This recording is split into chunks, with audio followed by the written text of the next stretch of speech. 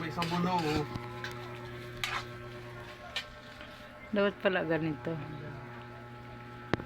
Lupo na ako. Kailangan suka. Yun ang suka, oh. Hindi ako maglalagay ng suka. Ba't naghanap ka suka?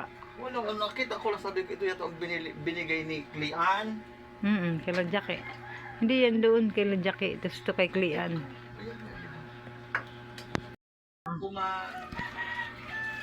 Talong. Oo, ng talong. Sige.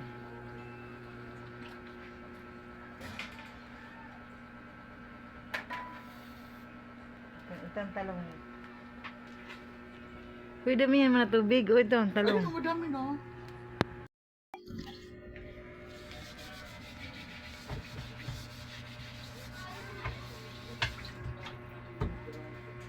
Si Jun wala pa rin.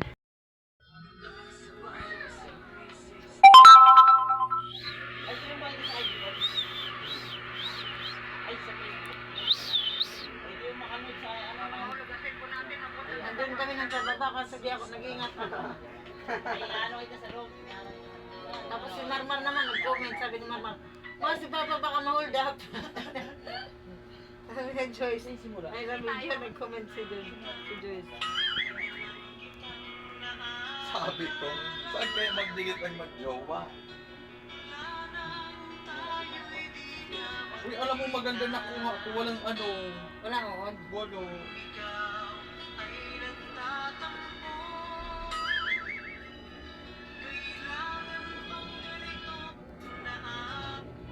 Okay na yan, be. Na po si Laura na uuwi na po dyan sa inyo. Mukhang na-convince naman na po natin. So, Ma'am Laura, isi-schedule po namin kung kailan tayo magtatakbo ng aming staff pati kayo. At dadali na po kayo dyan sa bahay. At again, yung usapan natin, dyan muna kayo mag-focus ma'am sa pagpapalaki ng bata. Nakita nyo naman, tinawag na kayo ng mga bata.